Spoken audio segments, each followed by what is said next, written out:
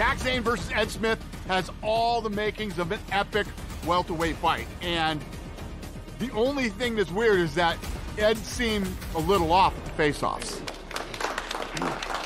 Doing all right? I'm out, Manny. You what? I retired. I don't give a fuck, you know?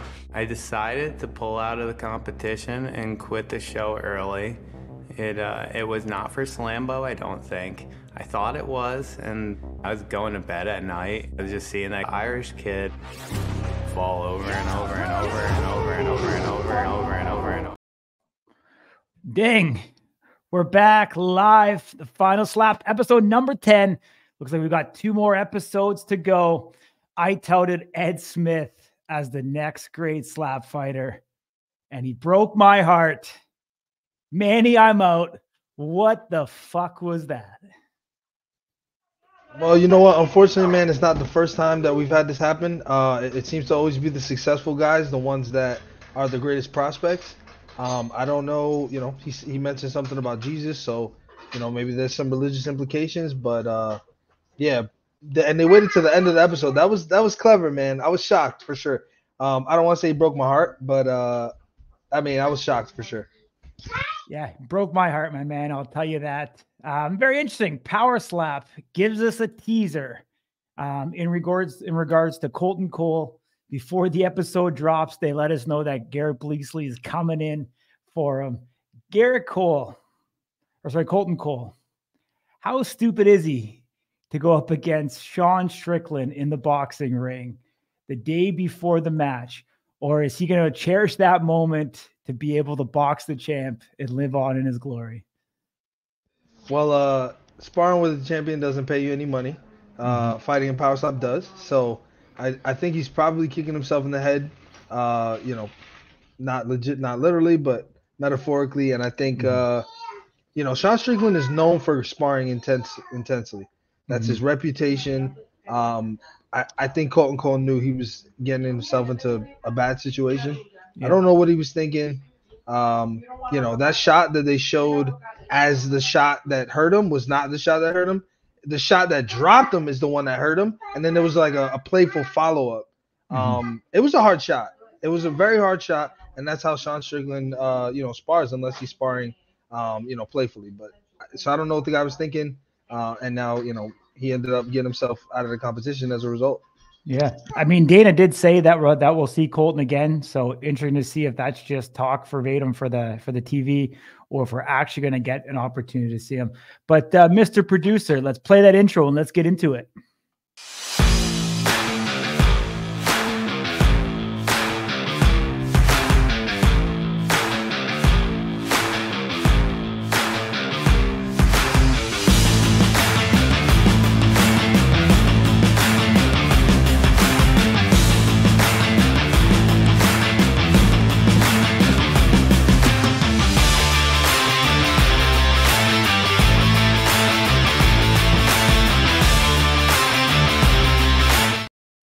Let's go. We got a very special guest. We've got a better looking Big Jeeves in here today. We've got Power Slap striker, the king of kings, Mr. Ryan Phillips is going to be joining us here today.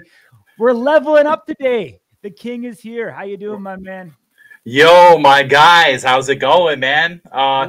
Yeah, I'm happy to be here, man. Have a little bone to pick with Ding Dong. You know, he's showing everyone how to beat me in the game. One shot. Seems like everyone's beat me one slap here. I don't know what's going on, but hey, still glad to be here. See your lovely faces, boys. Yeah, absolutely, my man. You're going to bring a different dynamic because you are actually there in person. We've seen the last episode. You were talking to Dana. You've seen these matchups live. So I think when we get into it, we break down these fights, we're going to get a very different and unique perspective from you. So really appreciate you joining me. Ding, what do you got to say about that, my man? You're giving away all the secrets. Listen, man. One, you're my favorite fighter in the world. Two, I am really sorry about that. And three, you've never been hit on one in real life. So, you know, not a big deal. I think we can get past it, man. I've seen you in person. I don't want any smoke, brother. Let's go over these fights, man. I'm just messing with you, Ding. You know I love you, brother. Yeah, let's get into it. I mean, let's start right off the bat with super heavy. Danie Van Heerden. Before we play the footage, though, let's talk about Danie and Cody Vallo. You know, Danie Van Heerden, where do you think he stacks up in that super heavyweight division, Ryan? I mean, is he a top 5 contender right off the bat? Yeah, I think so. I think he right now would land probably 4 or 3. I think he'd be high up. He's been, you know, showing up.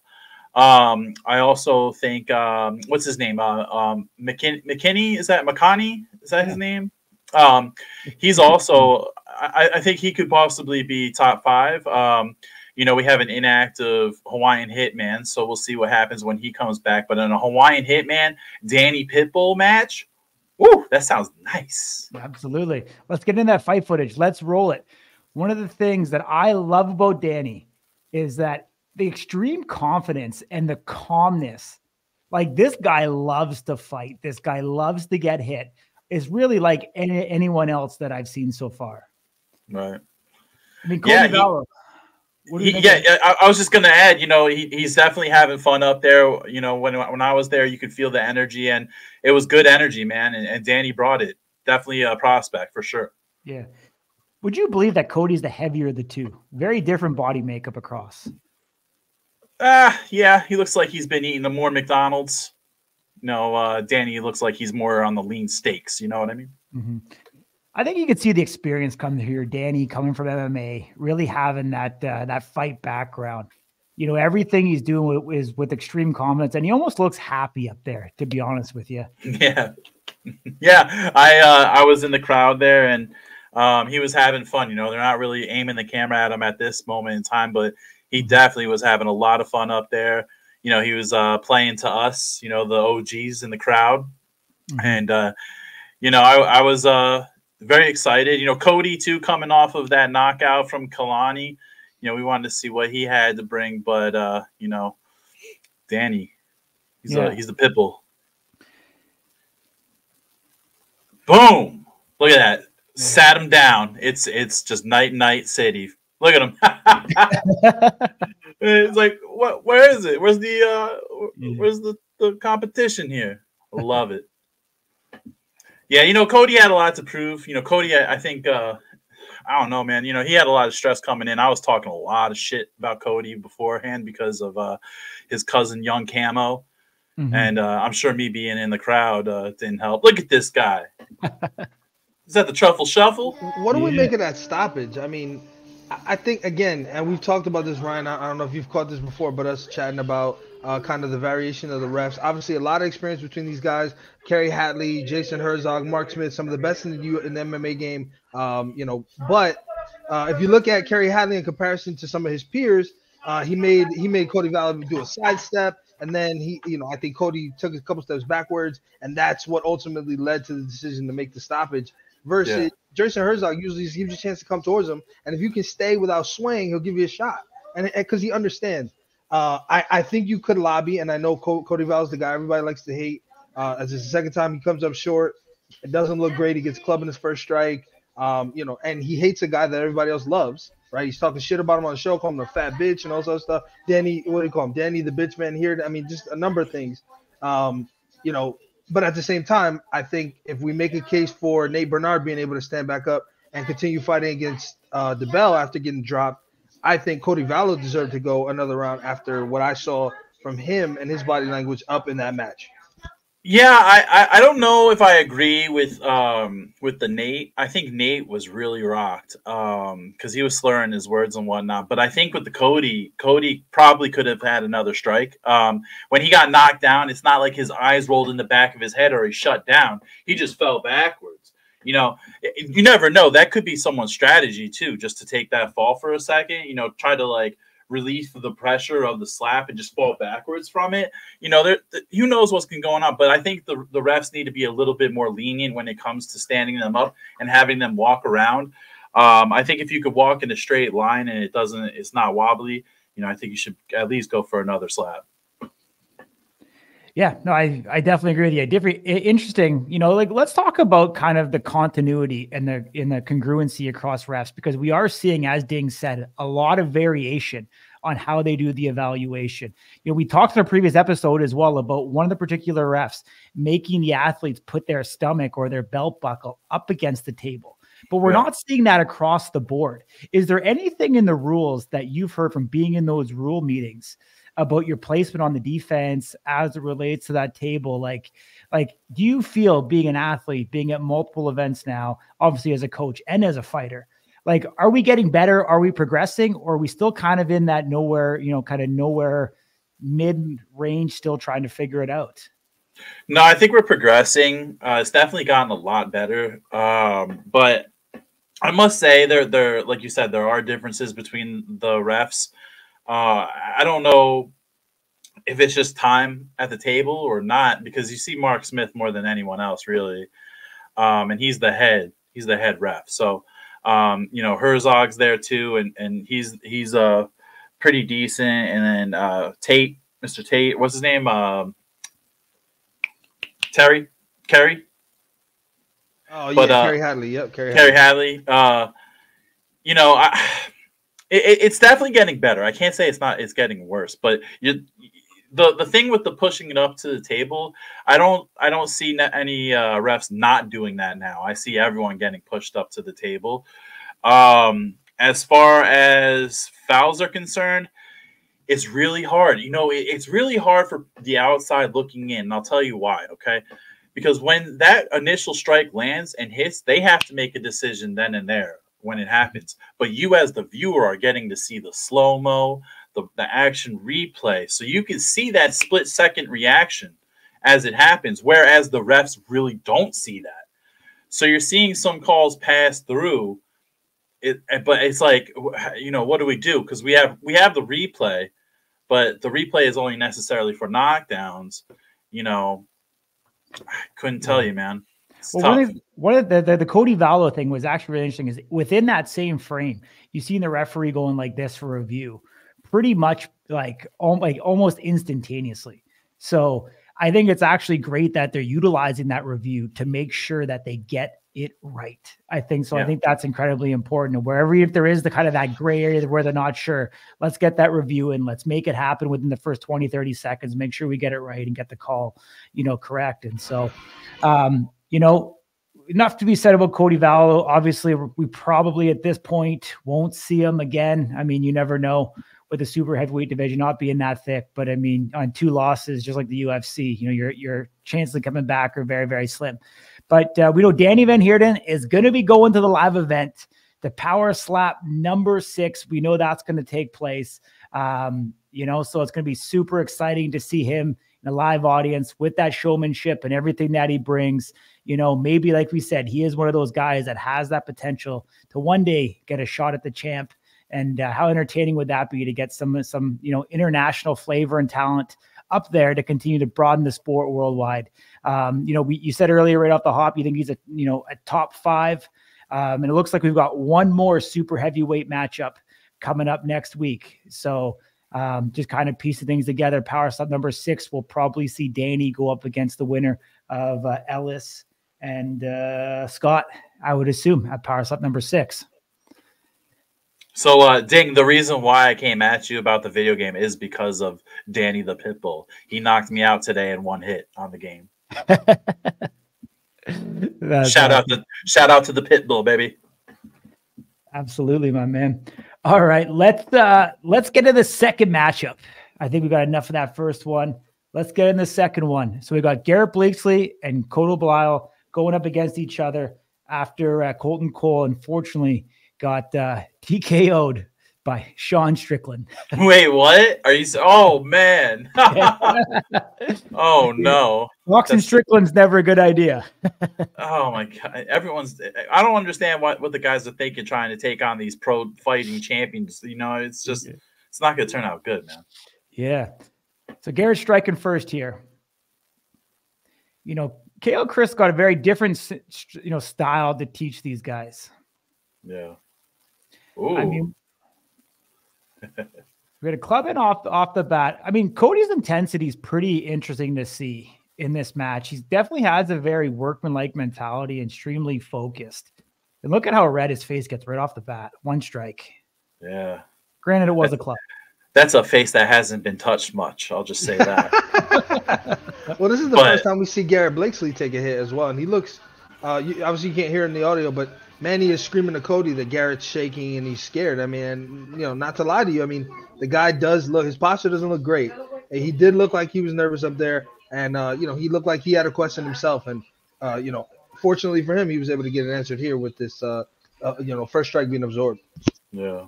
Yeah, the nerves are tough when you're at that table. So, you know, you're going to see a lot of guys shaking, especially from season 2, just being new, you know. Oh, no. Cody, get up. Stand still. What do you make of that windup? Almost Austin Turpin-like. Yeah, it's, you know, that's how the game is evolving, really. You know, you're using more of the offhand. You're using that momentum with your striking hand now. But see, that's is that a step? Yeah, did you see that foot? That's the thing with Garrett, is his foot's always coming up high. I don't know. I'd love to see a different angle on that one, but they might be hiding something there. Cody coming in with the left. We don't see it all that often. Yeah, I like Cody. He's a good dude. I think we're starting to see more left-hand strikers, you know, especially after this season. But you can see, if you look at the back of Garrett's ponytail, he's clearly shivering. And it's kind of unusual. I mean, you don't see people, I think, doing it to that degree. You see nerves, but I was actually surprised by his posture here. Well, let me tell you something, Dang. When you bite down on that mouth guard and you're trying to keep that lower jaw from moving, your head actually shakes when you bite down that hard. So that might be it, too. I don't know if it's nerves. Garrett's looking pretty good. Oh, my God. That was on the button. Oh, yeah. See, now this is where you're just like, no, it's done. Yeah, no, that's done. Oh my goodness. Wow. So, Ryan, from a technical perspective, do you call this a really good third strike, or do you call this an accumulation of damage? Well, oh man, honestly, after watching it, it looks like those 3 strikes all of them were off target. So, you know, and then look at the foot. If you just saw right there, the foot came up before the contact. So they let Garrett get away with quite a bit. Look, see, that's even very high too. You know, your palm isn't supposed to go that far up the chin. Your palm should be right on like the chin. You know what I mean? Yeah, I mean, in previous interview, that's very high. Yeah, in previous interview, Garrett, you know, talked really a little bit about the lack of experience. I mean, he hasn't really had any fight experience, so definitely could play into this. You know, as you alluded to, I think it was really good insight to talk about Garrett. Really had 3 different slaps every time. Placement was off. I know in the show, Chris talked a lot about placement, trying to find the biggest part of the head, you know, and push through it. You know, so I'm not sure how much the strategy kind of changed in the locker room, getting up there at the table. You know, and how much he, you know, really practiced a repetitive, you know, movement, you know, over and over again. You know, we see guys like Dwayne Crespo, who I know you went up against, you know, pretty much hits the same spot every single time, very mechanical. You know, and I think Garrett's the complete opposite. It almost looks like it's running gun style every single time. Yeah, it's very, he's throwing with all of his might, and you can do that. But it's, you know, it's very risky because you're going to lose that accuracy from it, but at the cost, or not at the cost, but you'll have more power. But yeah, I mean, I seen Garrett's feet, and that's, you know, he's got to get control of that.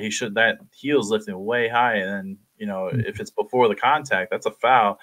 You know, I just tell everyone, because we do have a rule to where you're able to raise your heels just a little bit.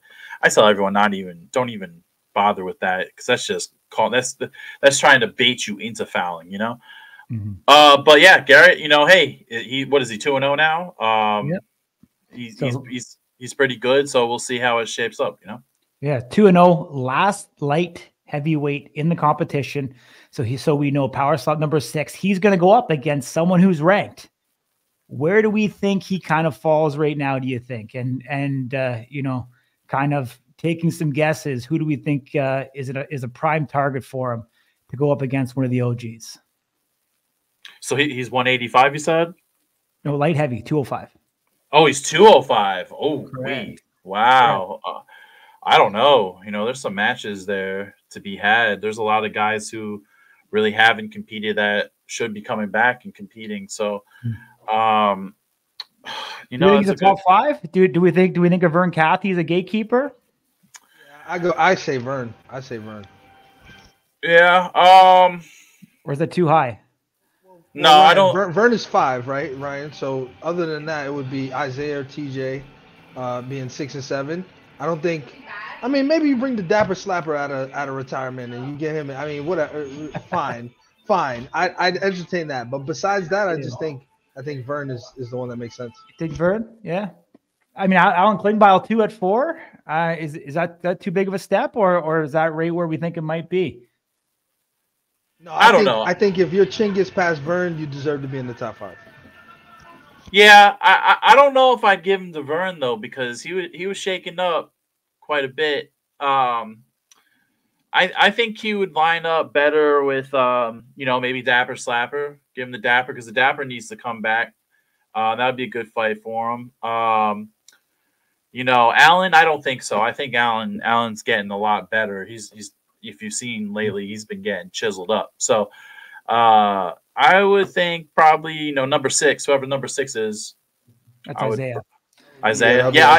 Yeah. That's a great. Actually, you know what? That's a great match. I think they would line up perfectly. I think their powers are pretty similar, and I think that would be a banger, man. That would be a war. Yeah. Unfortunately, Isaiah's dropping to middle. I think he's gearing up to be 185. So he's been taking that weight cut. Is that breaking news? Yeah, I think so, my man. I think so. Oh, snap. Yeah, okay. Yeah. So he'll come back in middle. I think he's back in mid-March. I think after his shenanigans. Well, isn't here's another thing too though. Isn't like Country Hoodlum supposed to move down to light heavyweight too? And that's a good matchup right there. That's a season 2 banger. Is that breaking news too? Because I haven't heard that. I know he wants to because he's such a small heavyweight. I mean, he gave how many pounds up against what's his 30. Face? 30. Yeah, 30 pounds, dude. Like against that Logan? Yeah. The normal guy. But yeah, Speaking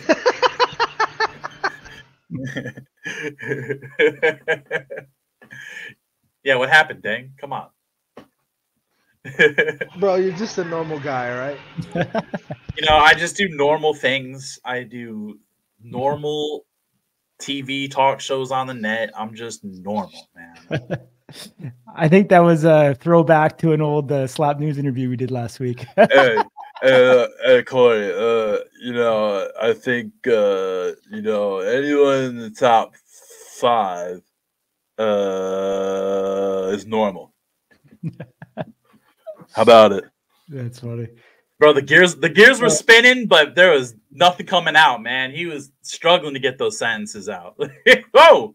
Woo! That normalcy. The king of normalcy is here, baby. Someone's going to play the role, I guess. But we talked about Isaiah dropping down. Garrett Blakesslee, 5'10". Is he actually better suited at middle maybe than light heavy? He's not that thick of a dude. Yeah, it could be he can be 185 or he can transition between 205 and 185. We don't really have too much of that going on yet. Yeah. But he'll have to figure it out himself. He needs to see where he fits. I think with his power, he'd be best at 185. He's not, you can tell when a guy is fully fleshed out, but he still has room to grow. So I think if he just worked out more, he was going to just shed that weight anyway, and then he could probably cut to 185. Yeah, I mean, at the top, you've got obviously Wolverine, you've got Turpin, you got AJ Hinch, you got Russell Rivera. Like, you look at those guys at light heavyweight, and different body type, different thickness going on there through and through. So might be something to consider for sure. Ding, you have anything else to talk about this match before we move on? That makes middleweight incredibly deep if you put Country Hoodlum and Blakesslee there. Me and John Davis have got to have a conversation. Delvin's not going to middle. He's going to heavy, light heavy. He's going light heavy. Yeah, if he went to 185, good night. Absolutely. But let's talk about it. I don't even know. Actually, I guess we can't really talk about it. But King of Kings, what's coming up for you, my man? Anything in the works? Well, I think we already confirmed that he's fighting. Have we? Okay. We've done that, but we haven't talked about an opponent, which we won't talk about. Okay. But what can we expect to see from you at Power Slap 6 live and free on Rumble and in person at Durango Resort? Fireworks, nothing but fireworks. That the roof is going to be torn off when I come out there. Depending on how long that walkout's going to be, you're just going to see straight mayhem and rage spill out. But you know, when we can announce it, I think it's going to be special for all of you. You know, this is definitely shaping up to be one hell of an event already with the season 2 guys. You know, and then we have some veterans of the game coming on too. So it's going to be one hell of a show. The first live event with an audience. You know, if you knew, I mean, come on, Corey, you saw me at the Apex. I was larger than the Apex at that moment. We needed to move out. So, you know, bring the crowd. The King is ready. The King of Normalcy is going to be normal as hell. He's going to run around, probably just walk around, say hi, you know, hey, how you doing? Might lift a weight or two. And then, you know, go out to eat and go to sleep because I'm normal. But, yeah, but Sayalitas, Amano, let's hit it up. Yeah, absolutely, my man.